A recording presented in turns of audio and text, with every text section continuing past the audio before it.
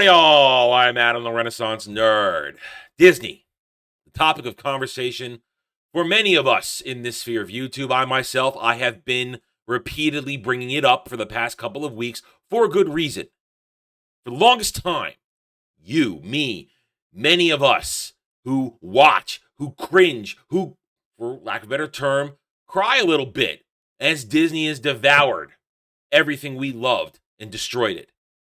An unstoppable juggernaut, a monolithic beast that can do whatever it wants because it had the money to spend.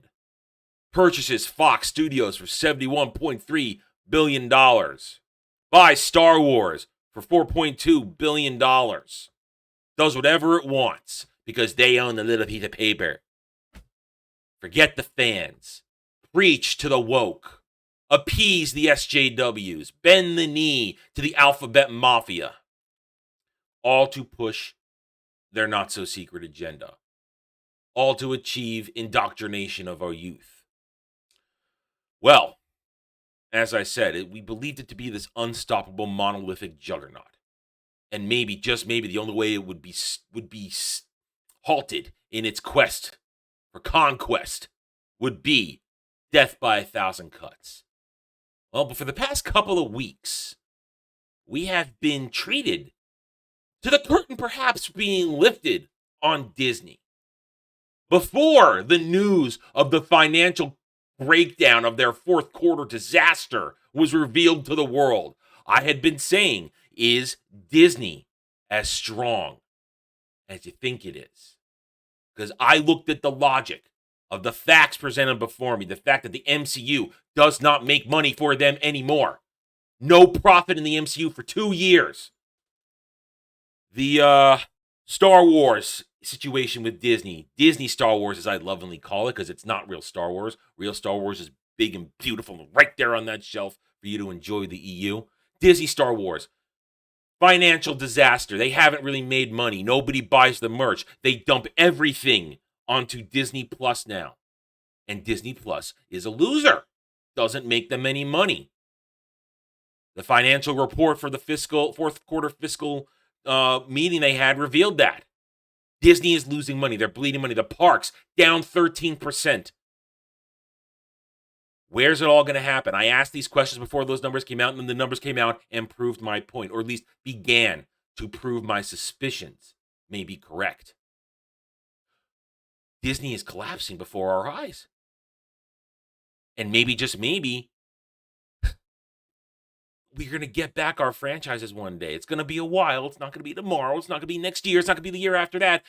But I posed the question recently on the roundtable to my fellow panelists, my co-hosts, and I said, guys, okay, could we see this collapse within this decade? And a lot of us nodded, yeah.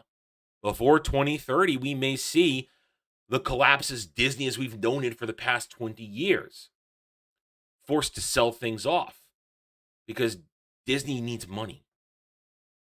They need to specifically keep the parks alive. Because the parks are what fund their not-so-secret agenda. That's why they've been able to push and push and push Disney Plus in our faces. Because the parks bring in the billions of dollars to support it because it doesn't make money. The MCU, well, people want to pretend that Black Panther Wakanda for Never is a big deal, but it's tracking behind all its predecessors. 181 million domestically. Well, preach however you want. Let's wait for that drop-off by the end of this week. Let's wait and see what happens there. I can't wait. I'm giddy with excitement. Point is, Disney needs money because the future is not bright. It is not a magical, lovely dream of Walt anymore, because the Reedy Creek development situation is gone as of June, July 2023. And then that following year, they have to pay the real taxes that every other business in Florida of their size, well, okay, no one's quite the size of Disney, but you get my drift. Every other corporation has to pay, for lack of a better term there, fair share to the state of Florida. And now Disney will have to do the same. The parks are that's going to possibly cripple them. So, of course, today, it's of no surprise to learn They're raising prices for the first time since before the coup. In the middle of an inflation, which is actually a recession. Don't fool yourself. We're in a recession. Where people are firing left and right. Disney has already announced last week they're going to fire people. They're not hiring people. They're cutting budgets. We'll get into that in a second. Along with other massive companies like Amazon firing 10,000 people. Facebook fired 11,000 people. Elon firing people, that's just fun. Deserve it.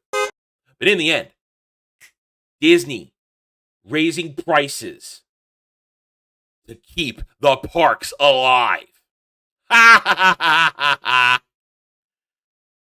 Sign of weakness. This is a sign of weakness. Let's just take a look. I'm using USA Today. It's what popped up when I did the research this morning. And they have the numbers. They're raising the prices as of December 8th. All 4 parks. Currently, the lowest price for all 4 parks, $109. As prices go up depending on date and demand. Animal Kingdom may be the only park to keep its current price starting December 8th. One-day park pricing will cost as follows. Disney's Animal Kingdom, $109 to $159. Epcot, $114 to $179. Disney Hollywood Studios, $124 to $179. Magic Kingdom, $124 to $189. Disney notes that top-end $189 for Magic Kingdom prices only for 9 days between Christmas and New Year's, a peak period for the park. And that more than 99% of one-day, one-park tickets will cost less than that. But it's still a price raise. Still a price raise. In a time when people can't afford price raises, especially to maybe have a good time. I am altering the deal. Pray I don't alter it any further. Nobody wants to go. Nobody wants to go when your price is going to rise. An already dodgy and disliked park reservation system is going to be continued to happen. Nobody likes to reserve their place in line. Wait in line to schedule your day. Think about this, though. They're raising the prices. Desperation, failure, because they know the future. The parks are not going to be doing well. Right now, the stock, as of the moment, let's refresh it. Okay, it's recovered from the crash of last week, but 5 days ago, it was down to, at lowest point, $186. It's up $10, but that doesn't matter because this is still not good. You look at their financials over here. Net profit down. Doesn't care that the revenue up in net income, that doesn't matter. It's the beginning of the new fiscal quarter, but net profit down. Down. And it's only going to keep going down because they're not making money. They're not making money on anything. Disney Plus isn't making money. The parks are not making money. Movies are not making money. Their sports area, ESPN, ABC Sports, not making money. I believe they own Fox Sports as well because it was part of the Fox Studios deal. The money's not really coming in. And if the parks aren't going to support it all, where does it come from? Well, bobblehead paycheck.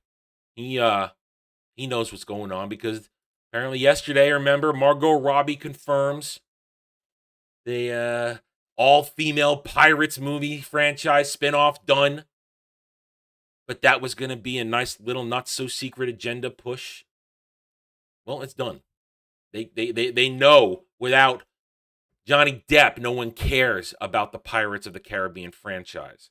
So they are going to eat it because it's not going to make money. They can't spend that money. My favorite from yesterday, sign of weakness, putting Andor on network television. Not just any time, too. They're putting it up over the holiday weekend or holiday week into the weekend. Wednesday, they're going to stoop it onto ABC at 9 p.m. 2 episodes of Andor. Thursday, Thanksgiving, they're stooping it onto FX on a cable channel at 9 to 10:30. People are going to be in their turkey comas at that point.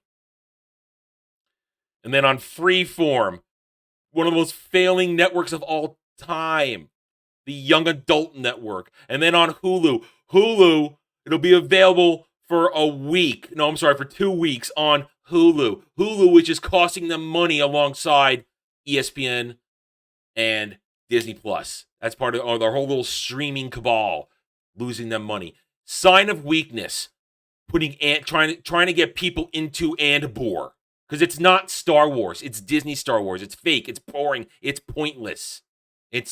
I'm sorry, not entertaining because it's not Star Wars. You can like it, just don't tell me it's Star Wars. And I've yet to anybody answer my question. Okay, you like it, but you hate the rest of Disney Star Wars. It still is Disney Star Wars. It still leads to Jake Skywalker in the sequel trilogy. Nope, no answer, never an answer. It looks nice. It's gritty, it's real. That's all I ever get. No real answer yet. These are signs of weakness. Because Disney Plus is a failure. Because no one wants to see Margot Robbie, hot as she is, in a Pirates of the Caribbean movie without Johnny Depp as the lead. Even though Dead Men Tell No Tales was a horrible, bad movie. Signs of weakness. Signs of weakness. Disney is collapsing all around us. And it's only going to get worse. The Little Mermaid coming out. That's going to be an unmitigated disaster. Unmitigated. Everything else in their lineup coming. Nobody's asking for this stuff. Nobody wants to see it. Nobody's here to be indoctrinated or preached to. All they want is escapism entertainment. And they're speaking with their wallets and they're speaking with their time. And they're basically giving Disney the double barrel, go F yourself, have fun, collapsing. I'm going to stand by and dance around this fire, and I invite you to join me. Okay, I'm done. Thank you for watching this video. If you enjoyed it, a like would be very much appreciated. If you are new here, I invite you to subscribe to me right here on YouTube, where I hope to earn your trust and support using facts and logic, because facts and logic do not care about whiny stands and SJW fifis. Hit the notification button, share my video if you like what I'm preaching, and by all means, leave comments. Love to hear from real people, real folks, real fans like you. I care what you think. I don't care what the stands and the SJWs think, because 201, they are all cowards behind keyboards. And I can't wait for them to be triggered by every video and stream I produce. Thank you again for watching. Take it easy.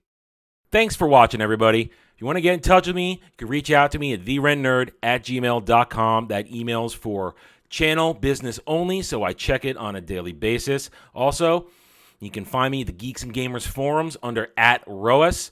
And you can find me at Rumble and Odyssey, The Renaissance Nerd. Thank you again. See you next time.